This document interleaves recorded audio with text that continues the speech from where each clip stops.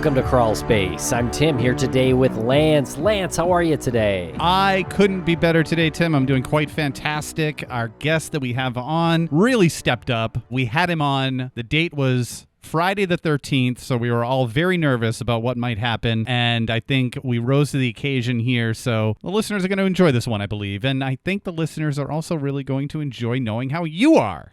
Well, I am doing well. We're closing in on Halloween Day, Lance, the day where the veil is the thinnest between our worlds, and, well, we really explore that in this conversation with comedian and podcaster Mark Chavez. Actually, no, we don't really explore that at all, but we do explore horror movies and his podcast, Let's Make a Horror, that's produced by the CBC, and it includes him, Maddy Kelly, and Ryan Beil. And this is the third season of their podcast. They did one that was Let's Make a Rom-Com, one that was Let's Make a Sci-Fi. Basically, the premise is people who have no experience making films will get together and they will take a genre and try to do a short film. And they document this in the podcast. So it's a really unique and fun concept. Highly recommend it. And as you'll hear in this interview, Tim and I were both a little bit disappointed that Mark was actually not a horror fan. And you and I came to the discussion very excited. We had a list of movies I think both of us were going to talk to him about. And he was like, yeah, no, I just realized like I wasn't a horror fan. I do enjoy those movies, but no, just really not my genre. Well, we forced him to talk about it anyway, so. And he was a good sport about it. So check out their podcast. It's called Let's Make a Horror. You can find it on your favorite podcatcher. And the one question that we never got to with him is which one he is on their logo. Their logo is fantastic, and there's a Bride of Frankenstein, there's a Dracula character, and there's a Wolfman character, and I was curious which one he was, so maybe we'll reach out to him separately. I'm going to say Wolfman. Yeah, I kind of feel like the same, but I don't know. Dracula's looking at the image taker on the logo, and he seems to be the main host, so maybe that's it. Well, we'll get to the bottom of that, and when we do, folks, we'll let you know. And Tim, if people wanted to hear this episode without the commercial breaks, where would they find this episode plus every single other episode we've ever done of every show? Listeners can subscribe to Crawlspace Premium on Apple Podcasts, but if you're not an Apple user, you can go to crawlspace.supportingcast.fm and sign up for Crawlspace Premium there. You get ad-free releases, early episodes, and our weekly bonus show that everybody loves. Okay, we're going to take a quick break for commercial here, and we'll be right back with Mark.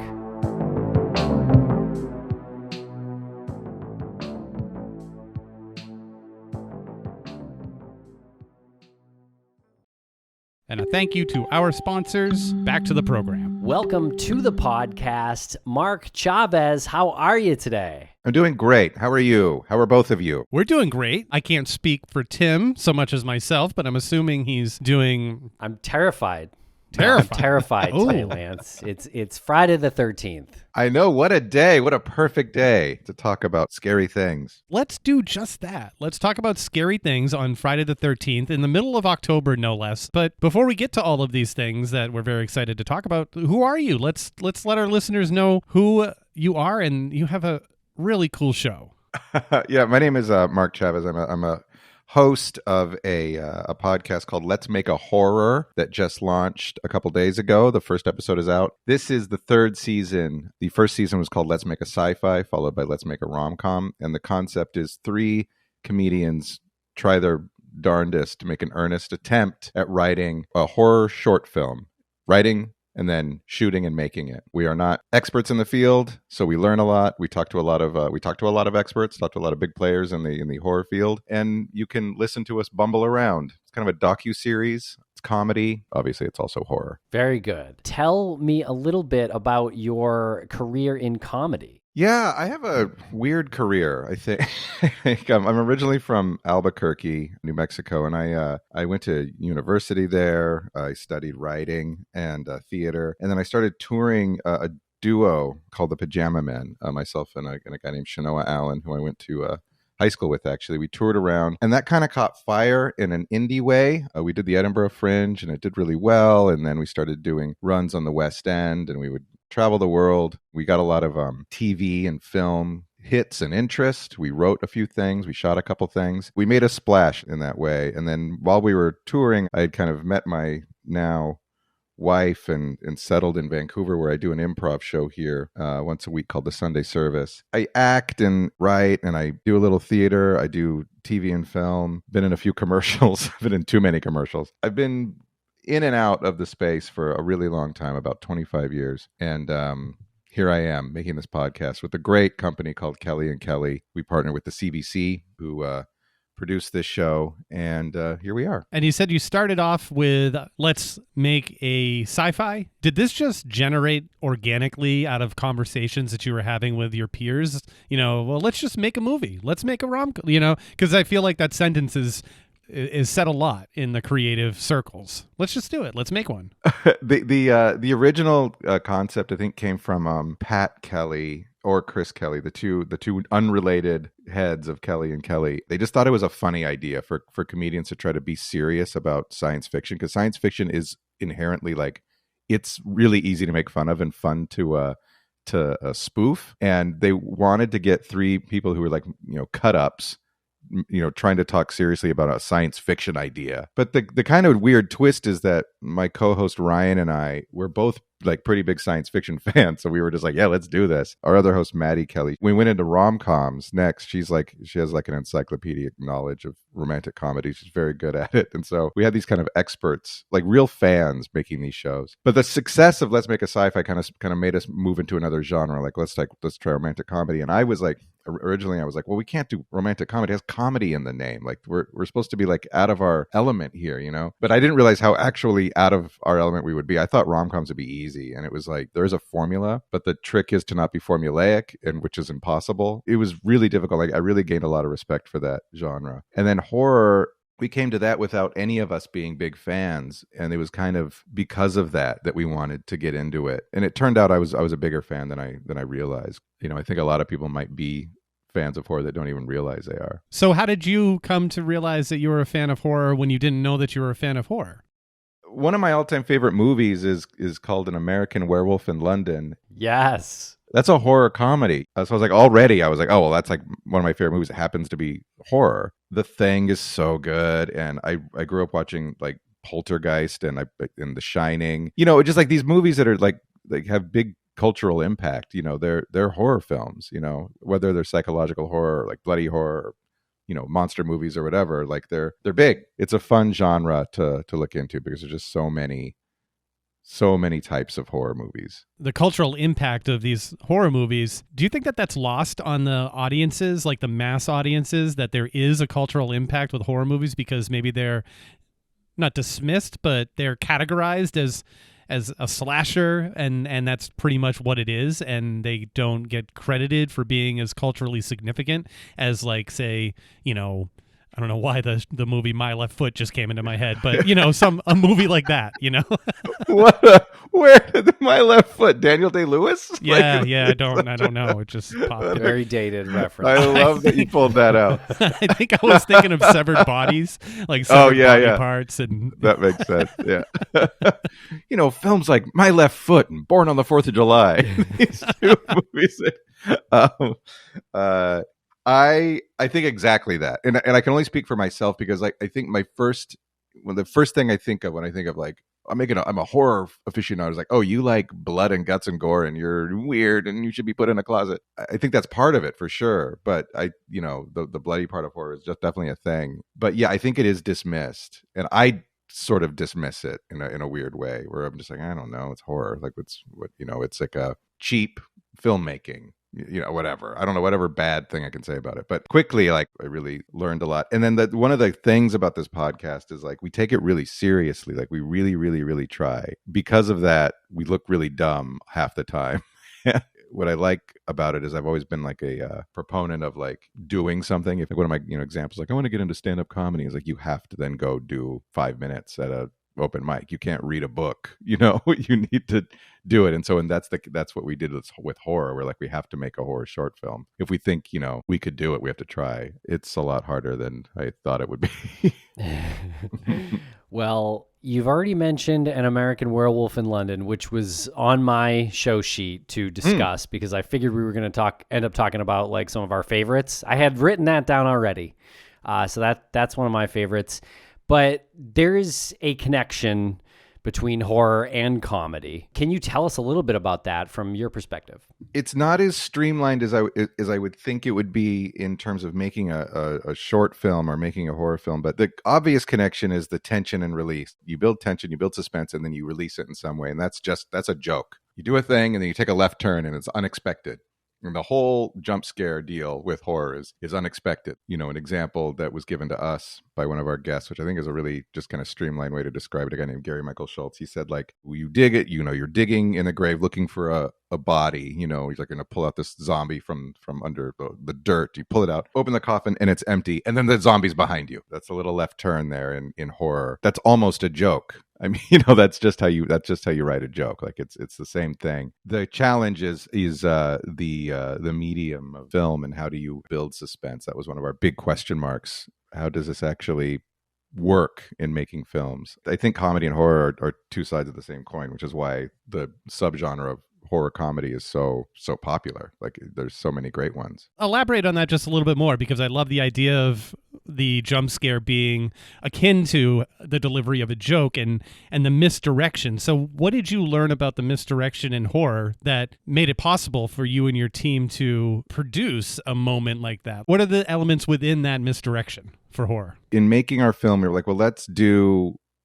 a classic horror deal. So we set our film in a cabin in the woods, and without getting too spoilery, because we don't want to give too much away, but we just tried to do these like classic bits of like, there's a noise, you know, we follow our character out, then the noise is revealed to be not a scary thing, you know, so that the tension is released.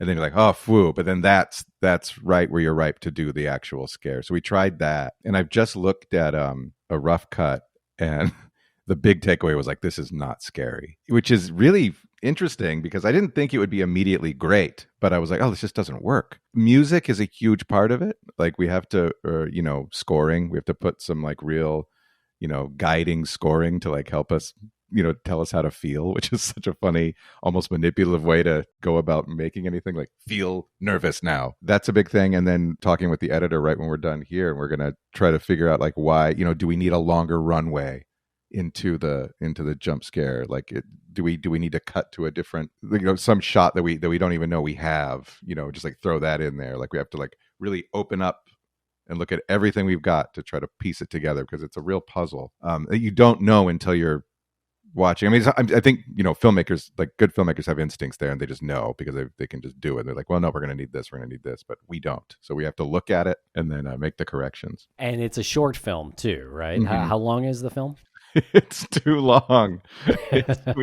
We talked to Eduardo Sanchez, who is the co-creator of the Blair Witch Project. He was so generous, but in one of his pieces of advice, he was like, oh, every time people ask me what I should do, I say make a short film, make it like 3 minutes so it can be in festivals. We're like, right, 3 minutes, great.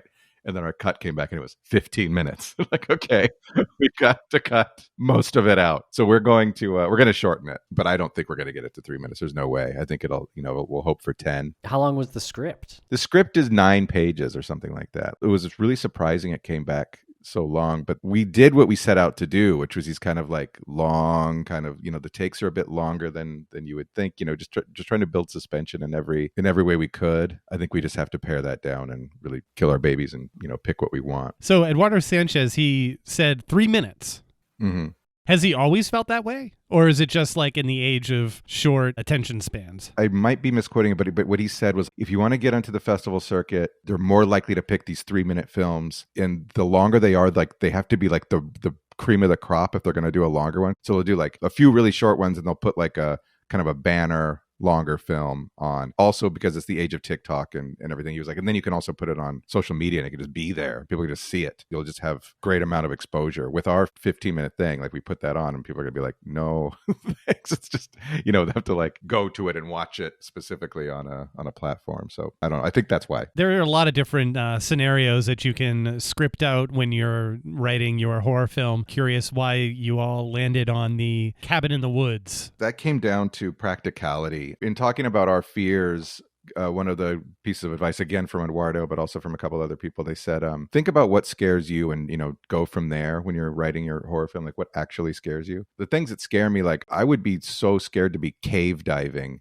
underwater cave diving, but we couldn't shoot that, anything that had like too big of a practical or a, not even a practical, just too big of an effect. We were like, well, we can't really make a huge scary monster. We don't have like the resources. We talked to a directing duo named Adam Stein and Zap Lipovsky, who they're currently making the next Final Destination, I think here in Vancouver. They said, make a list of everything you have that could possibly be used in your film, because we have no money to do this. It's a very small budget. They're like, just write down everything. And as like successful filmmakers, like who make like major releases, they still do that. They're still like, they have to think in these terms of like, what can you actually do? And like, so that's down to location. That's everything. Like we were making a list, and my co-host Ryan was like, I have a cane sword. I have a sword that can come out of a cane. And we're like, we're going to find a way to use that. So not only do we want to do like a classic thing, but it was just, we're in Vancouver. We could find a forested area with a cabin-esque location. So we figured we could get that done. And I think it's great advice. Like if you want to make a little film, it's not like the dream. It's not like I have a vision and I'm going to do that. Like that's one way of going about making a film. But if you want to like try something, I think it's a really interesting way to be like, okay, we want to do this certain thing. Let's see what we got. And then we can kind of, tailor our idea towards what we can actually get done. I feel like we should talk a little bit about horror movies at large and big series maybe, and we should just start with the classics like Friday the 13th, seeing that we're recording this on Friday the 13th. What are your feelings on that series, those movies? Is there one that's better than the other? Any that are worse? Remakes? What are your thoughts? I watched those movies when I was young, like not necessarily right when they were coming out, but it'd be like classic thing to rent. I actually forgot that the first Friday the 13th that Jason's not in it. Right, yeah. Like, which is so funny. Spoiler. Yeah. I mean, I liked those slasher movies growing up. I remember watching the second or third one with my stepdad, and like, I was like 10 or whatever. We're all just like betting on who was going to go next. I think with those types of films, they're gruesome, but it's all in this weird thing to say, but I think everybody knows what they're in for, and it's just like it's like a kind of a roller coaster of like, when's it going to happen? Yeah, they feed you characters to dislike intentionally, so Yeah. you can root for them to get killed. What's the one that's called Freddy's Dead, and why was that a thing? Do you know? I think that might have been the fifth Nightmare on Elm Street. Yeah, that might be that. Oh, that's not sounds Jason. about right. That's Nightmare on Elm Street. Yes, I always get them confused. Yeah. Well, they did have a But they Freddy fought. versus Jason movie Yeah, too. Yeah, they fought in New York, Exactly. or is that just Jason in New York? Jason also took Manhattan. Yeah, the names are just so basic too. Like, not a big Friday the 13th fan, like in the way of like huge fan of, but I did definitely watch those growing up. And I mean, you may as well talk about Nightmare on Elm Street, which was more I was more of a Nightmare on Elm Street person. I don't think you had to be in a camp. I don't think there was teams. It wasn't like a Coke and Pepsi thing, but I was just way I really liked the dreams, and I liked how creative they would get, waking up in a waterbed. Like that was always quite frightening. Do you remember that one? Mm-hmm. Oh yeah, that's Johnny Depp, I believe. Yeah, it's Johnny Depp. Yeah, and he gets sucked into his bed, but then he's in the waterbed. They pull the sheet off, and he's like in the mattress. Yeah, he's like kind of floating around there. Yeah. The premise of those movies, the Nightmare on Elm Street movies, it was a news article that Wes Craven found. People were afraid to go to sleep. And then there was even a death, someone who was found dead. And so he kind of came up with the idea of this person who was burnt to death and then was torturing people in their dreams. You can't escape that. Like, I love that, because everyone needs to go to sleep. You can't escape the villain, but Freddy is so goofy, I feel like. Yeah, Like, 'cause that he's- part took me out. Yeah. I feel in the first one, he's not goofy. After the first one, he turns into like a caricature. He's like this hero. I think maybe after the third, it gets like kind of just absurd. Why does that happen? I feel like that's a lot of those movies. Maybe it's just the era of those films too. because they all turn into a parody of themselves. And I guess it's because they're topping them. They're trying to top the last one or just kind of outdo it. It just gets too ridiculous. It's a weird thing where the villain kind of becomes the hero the longer the series goes, because it's the one character that is carried over from, that the people come back for, so it's kind of a weird thing marketing wise. But the one that they made, and I've talked to Lance about this, the one that they made, it's a New Nightmare, I believe it's called. Wes Craven's even in it as himself, and the actress plays herself, and Robert Englund is himself, and it's like a meta version of Nightmare on Elm Street. That is the only one that actually scares me, and it actually terrifies. It actually really does scare me to my core because it breaks down that fourth wall, and you're left with it feeling like it's real. Which one's that? What that's called the New Nightmare? Yeah, ahead of its time too. It's from 1994. Yeah. I just found that 1994. So Robert Englund plays himself, he also plays Freddy Krueger, and Heather Langenkamp plays herself. Oh my gosh, it's clever. That's one for the list. I'm gonna watch that. That seems great. Does Robert Englund like dream about Freddy Krueger? Like, does he wake up? He's like, Freddy's gonna get me. Does that happen? I don't think so. I don't think that does happen. Yeah. Well, maybe next time. We'll be right back after a quick word from our sponsor. And a thank you to our sponsors. Back to the program. We're in October. How do you feel about the Halloween series? Really good. We watched most of the first one as a rewatch just to like get into the frame of mind. Jamie Lee Curtis is obviously so great. That movie just felt like they just like got a camera and just started shooting. There's obviously a lot of craft and great filmmaking there, but it just feels very pared down, which I liked. The Michael Myers mask is insane. Just such a weird choice that seems like they were like on the set, like, I don't know this, let's do this. It just seemed.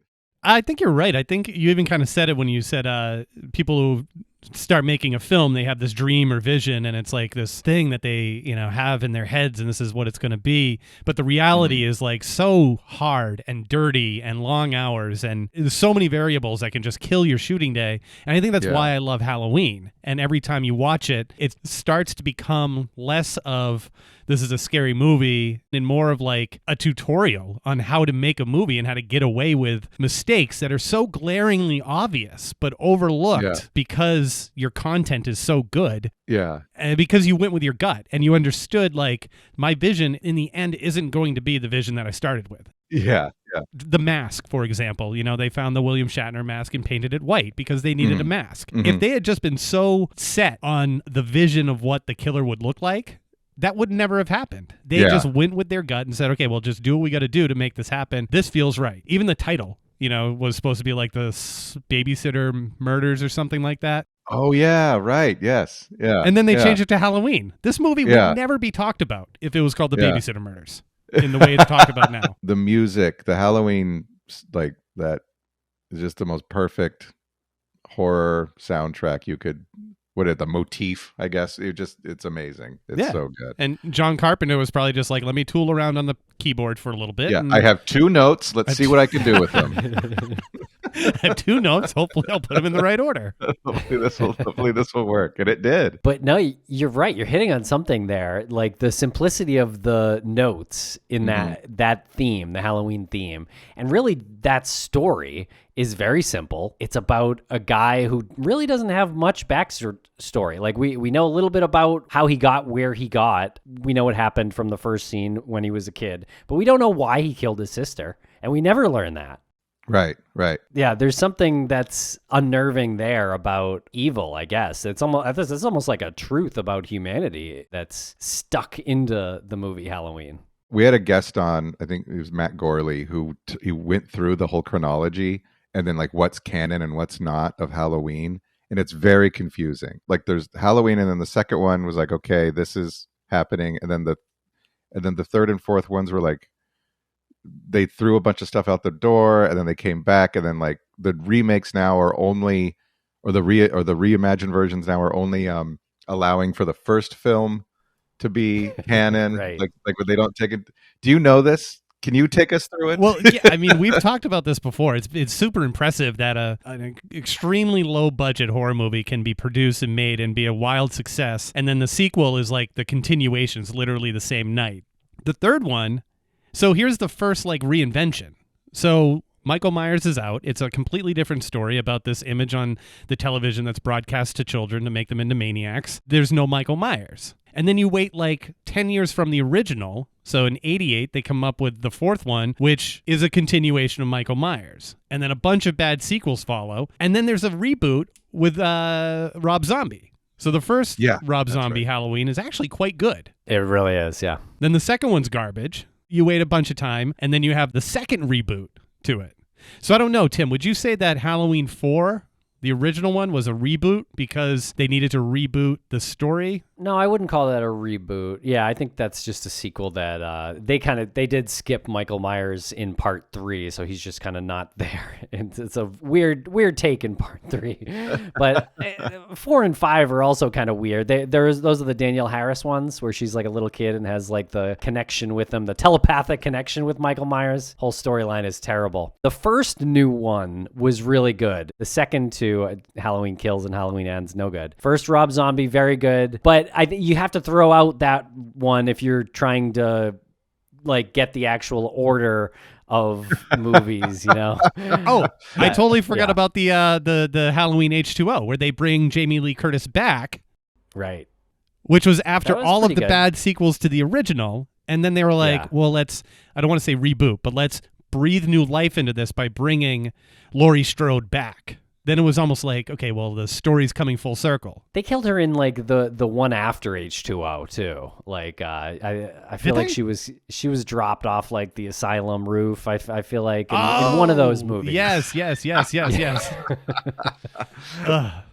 But it's still impressive to me that you could just keep redoing it. I know, and no one cares. Like everyone just wants to see like a different version of a similar story. Like Batman, you know, all the superheroes gets rebooted. No one. Spider-Man is like the greatest example of that because there's so many new versions of that in the past like 20 years. Just different visions of the same kind of idea. How do you keep track of like the titles of the Halloween films are so great because they're so confusing. You don't know which one came. It's like kind of like the Fast and Furious, where you're like, what's the fifth one? Fast 5. And how, you know, the Xbox game console didn't ever figure out how to number there. Anyway, I'm off topic, but you know what my dream is? In the original Halloween, Dr. Loomis is taken to the graveyard for some reason. So this is why this movie is brilliant. No reason for Dr. Loomis to go to the graveyard to see the grave of the sister that Michael killed. Michael might be there. He might be there. They're walking through the graveyard and he's got the groundskeeper and he says something to the effect of, oh, something like this happens in every town, every so often or once in a generation. And he starts talking about this guy, Charlie Boyles. And he goes, back in some town, Charlie Boyles went into the house, kissed his wife and kids, went out to the garage, took a hacksaw and proceeded to, and then Dr. Loomis interrupts him. And my dream is to make the movie of what Charlie Boyle did that night. And it's like an offshoot, like Halloween universe movie. That part, since the first time I ever watched it, bugged me more than anything in that movie. I'm like, I want to know what Charlie Boyles did. Yeah, why did he get interrupted? Why can't we hear the rest of this? Yeah, that sounds great. Let's make that movie. Dr. Loomis was so rude, too. He was like, are we there? I know I don't want to get off topic, but I know American Werewolf in London is on your list. One of my favorite things about an American Werewolf in London, a doctor starts to become a detective for why does that happen? He's like, I have this patient who seems to be a werewolf. I'll go into town and I'll discuss it with some people. He goes to the pub. He orders a beer. Doesn't drive. It always bugged me that he orders his full Guinness or dark ale or whatever. He just sits it on the bar and he's asks a couple of questions. And then he leaves the beer fully, full. And then he chases a guy. And he's like, why is this doctor who's got patients? He's got stuff to do. He's driven miles outside of his jurisdiction. Anyway, the answer is because no one else is going to make that connection, Mark. Yeah. And the police that they have in an American Werewolf in London are kind of a bumbling duo. One of them is a very funny goofball sidekick who's falling, and the other guy is all mad at him every time. But that's Frank Oz, right? That's is that Frank Oz who plays the Frank Oz is I think he's the one that knocks over the bedpans, I think. Right. I think you're right. Yes. they're useless. So the doctor and then of course the girlfriend nurse have to like be the ones to figure out that he's killing people. Anyway, if you haven't seen this movie, audience, catch up. It's really great. One thing about that movie that scared me, the nightmare scene. Oh, that's the scariest part of the movie. Oh, incredible. It's a double one. So like he's at home and he's watching TV with his family. He has like little brothers. Like there's kind of a big age gap between the main character who's like in his early 20s and David Kessler. Yeah, he's so good. And like he has these two like little siblings and they're watching TV and then the doors break down and the guys with masks start Uziing. They have Uzis, start machine gunning down the whole family and and then they hold his eyes open to watch as his family is massacred. Then he wakes up in his hospital bed and he's like, oh God. And the nurse comes in and is like, are you okay? And then a guy jumps in the window and stabs her. And like, and then he wakes up and he's like, and it's funny. Like when he wakes up the second time, it's because that part's so scary. He wakes up and he goes, holy shit. And he's like, it's just so good. It's so real. Oh my God. Those scenes are great because they're building dread in that movie. You know, they don't actually go anywhere. All they're doing is just creating a feeling of uneasiness for the audience. Yeah. And I like how he didn't dream about wolves. He didn't dream about like, becoming, I mean, he does have this kind of like funny dream where he's like running naked through the forest and he catches a deer. It's like off genre dream about like just this like machine guns and stuff, just like absolutely like just, and it felt like a real, I've had dreams like that where you're just like, oh, why is this unending nightmare? They used to run that movie on Comedy Central in the early days of Comedy Central. I don't know if you guys remember that, but going way back. Yeah. Because it is funny, but it's like I made us watch the transformation scene where he turns into the werewolf because it stands up and it stands up so well today. John Landis, he then did Thriller using like the same techniques and stuff to, not as great effect, I think. But in an American Werewolf in London, like when I was little, I wanted to go into stop motion animation and I wanted to do that kind of makeup effect. That's what I wanted. I was like, why would anybody else not want to do this? This is like the most fun. I didn't end up following that path, but so good. I love the shot that they included of, is it Mickey Mouse watching the transformation? It's like a little statue of Mickey Mouse. It's this hilarious like editing joke. It's nothing more than like this like little laugh, this editing laugh. I also wonder because that really stuck out to me as a kid when I was watching this movie, and I also wondered if it was like they needed obviously something to turn to like that, so they probably clearly just shot a bunch of stuff in the room, and like that Mickey Mouse is the best one because it's just this cute little doll, just like, but like they needed to like pan away from what was happening so they could reposition or whatever, but yeah, it's a fun shot. And we'll be right back after a quick word from our sponsors. Thanks to our sponsors, and now we're back to the program. As a younger person, I remember watching American Werewolf and really understanding like the horror and comedy of it and knowing it was okay to laugh at certain parts. And it's funny you were saying if there's anybody out there who hasn't seen this movie and we're talking about it's a comedy and then you describe a scene where they're watching TV and these people with these masks like come in and Uzi the family. Oh, don't worry, it's a comedy though. I remember watching that and understanding the balance there and feeling good about it. Like feeling good about watching it and not feeling like if I were to go in the woods, a werewolf would be there, not that imminent danger the way that Jaws would present to people. And then I don't even know if we rented it or if it was on TV, but I remembered seeing like a couple of scenes from The Wicker Man, the early Edward Woodward one. It had a similar feel as a kid watching like the trailer or a scene or something from it, right? Because it had that similar feel, like a small like Hamlet type town. So I thought it was going to be that same type of horror comedy, and then as a kid I watched The Wicker Man. It I don't know if like coming from like this isn't a horror comedy at all, and not even seeing like any blood, but like being introduced to that like awful dread feeling. It was just so like huge and like shaping the way I view or even like create anything, that was impressive to me. But anyway, super long way to say like, where are you going with the cabin one? Are you going for that like Evil Dead or are you going for that Wicker Man? As we were writing, we were like, well, let's not make it a horror comedy, but let's let moments of levity like happen. So we allow for like just a couple little like light things. And the whole beginning, without giving it away, there's like a pretty hilarious start to why our character is like goes to this cabin in the woods. So like over the top funny, just off the top, and then it gets into kind of a more serious, tense kind of deal with little moments. Of all the genres, like the horror comedy genre, like, you know, Shaun of the Dead, kind of a gold standard, you know, funny zombie movie. Like that's like funny people being funny in a horrific, you know, with like lots of blood, but it's like funny throughout. And like in American Werewolf in London, which is also a horror comedy, is like it's way more horror than comedy, but it just like there's just light. Like the main characters are like, you know, they have senses of humor, but you know, and there's like bits, but it's like it's not the same world. Those are two very different types of horror comedy. So in ours, you know, I think it would just be like psychological horror with, you know, moments of, I don't think I'd even put it in a comedy slot. And you just mentioned Shaun of the Dead, and it reminded me of a quick article that I read, and I'm not going to try to go through it in detail because I don't really remember, but if you just Google Shaun of the Dead things to do, in the beginning of that movie, they talk about exactly what they're going to do today. And it's like, we're going to hit this pub, we're going to do this, we're going to do this. And if you take it in the context of the zombie killing and everything that does happen, they technically still do everything that they said they were going to do. Look into that because it's really fun because it just shows how smart the script was.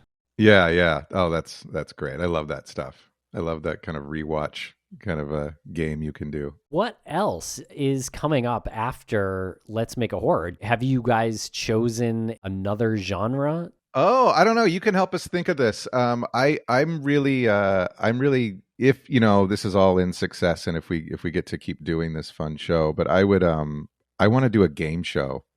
I think game shows like, and I'm talking classic game show, Price is Right style, like what, you know, I guess, you know, up to like Who Wants to Be a Millionaire, you know, all the, you know, that kind of stuff. Not quite reality series, kind of like dating show, but like classic game show would be fun. And then we could even get out of the, you know, film and TV space and like let's make a role-playing game. Let's make a bridge. No, we couldn't really do that, but it really is. It's like taking like this mini masterclass. Like we get to talk to so many like really great people, and because we're doing this like earnest attempt, we get like real advice, and it's really exciting. I love it. You know, I was going to make a joke, and then the more I thought about it, the more I would think like this could be very, very interesting is if you did one, let's make an adult film. Yeah. I mean, right. You start laughing. Yeah. I was like laughing when I was thinking about it. And then I was like, oh, well, that could actually be super interesting. Yeah. And then like to just talk to people in the field would be, you know, that would be really interesting. That's the thing about any kind of art form too. It's like they're all deeper than you might imagine, or like the places they go are just really, really interesting. I say soap opera though. I think that would be fun for you guys. Are soap operas a thing still? Like, can you like in the 80s, I'd watch TV, and if I was homesick, I had to watch Days of Our Lives, or there was nothing else I could like. Is that still like? Is that still a thing? I'm pretty That's a sure. Great question. I think Yeah. So. Yeah. I guess network TV. I mean, network TV is still a thing, so there's probably daytime stuff, but you just don't see like you don't stream soap operas, right? Like how have they lived in the golden age of TV? I don't know. Soap opera would be fun though. Like as an improviser, that's always like a fun thing to do, is like do a live new soap opera with like fun characters. It's a fun genre for sure. Really fun to make fun of though. That's the danger. It's like how do you keep it, how do you keep it real, grounded? Yeah. I think we'll go, in that direction, like try to think of something that's not, we might do another film, like I really like action adventure, classic action film, thrillers, too close to horror probably, but that's my favorite. One of my favorite genres to watch is just straight thriller, plot driven, what's going to happen kind of stuff. I love that. Where's the line for you between thriller and horror? And what's a good what's one of your go-tos for thrillers? The line is interesting. We interviewed Gillian Flynn, who wrote Gone Girl and Sharp Objects. And Sharp Objects is the series. I don't know if you've seen it, but it dips pretty heavily into horror. Just there's like really horrific elements. There's like a monster, or there's like a witch or something, and like there's human teeth as a part of, like, I don't remember. There's like horrific stuff. And then Gone Girl, I think, is like pretty much a thriller. I don't know. I mean, I don't like, what would you call No Country for Old Men aside from a Western? Is it a thriller? Because I think that's my favorite movie. So I like that type of stuff. I like these like really rich characters, like weird left turns. You kind of know what they're going for, but there's also these like meandering kind of like human desires that kind of change the line of action. Like that's like, in my opinion, just kind of the best type of filmmaking. It's so great. Yeah, I would say it's a thriller, but a lot of horror crossover. Yeah, and Cormac McCarthy, like The Road. That's a horror movie, but it's like it's like, I don't know what that is. It's one of the most depressing. It's so depressing. Drama or something. Yeah. He's not afraid to go places. Yeah. Have you read No Country for Old Men? It's even more depressing than the movie. Well, the Tommy Lee Jones character in the book is a bit more richly thought out in the book, and he's the real voice, and it's so good. One of my big questions in making it was any writer that we talked to, I'd be like, how do you allow yourself to go there? Because you read these things, they've come out of a person's brain, and they've put it on paper. Like, I wrote this. This is from my brain. I thought of this horrific situation. Feels like almost embarrassing or exposing to write that kind of stuff. And I think that's great writing. I think like you have to go there. But it was I was really interested in that. And most people would say like, yeah, I think Gillian Flynn was like, I think you just write everything you can and then edit later, just if you feel like it's not working, but you just have to let yourself write this stuff. Cormac McCarthy's a great example of that. I mean, he's obviously a genius. So let me ask this question about No Country. If they had cut the Tommy Lee Jones character from the movie, is it then a horror movie? Maybe, yeah. It could be more of an action movie at that point. Yeah, be more of an yeah. Well, it sounds like a slasher movie. Yeah. There's with like just a killer. Yeah, just like a guy just killing people with his crazy weapon, with his air-powered stud thing, like his cattle thing. What is that called? I don't know. It doesn't matter. Yeah, but that is like, if you're somebody who's trying to like make a horror movie and they came up with that with Sugar, that character, that's a perfect horror villain. He's doing nothing less than what Michael Myers did, and he represents exactly what Michael Myers represented in Halloween, which is like delivered to you on a platter when Jamie Lee Curtis is in the classroom and she's listening to the lecture on fate and how fate is immovable and you can't stop fate. And that's exactly what No Country for Old Men is. Exactly what he does. That's what they're talking about at the end, which is He's you an can have unstoppable force. Yeah, you can have a whole plan for yourself, but you have no idea the thing that's out there that will flip a coin and determine everything for you. Yeah. And the coin, that doesn't matter either. It just happens to be an object that has two sides. And that's what life is. I love that. It's brilliant. Yeah. That's a really great. You really tied it all together for us. Yeah. Well, Mark, this has been a really great conversation here today. Thanks for hanging out with us. Thank you both for having me and allowing me to be in your show. I really appreciate it. And it's been really fun. Awesome. Yeah, keep up the good work with the show. It's awesome. Obviously, we'll point everybody to it. And when you come back with, let's make a bridge or let's make a adult film or whatever it is, the next one, let us know because you're more than welcome to come back on. Oh, thanks so much, you guys. I really appreciate it.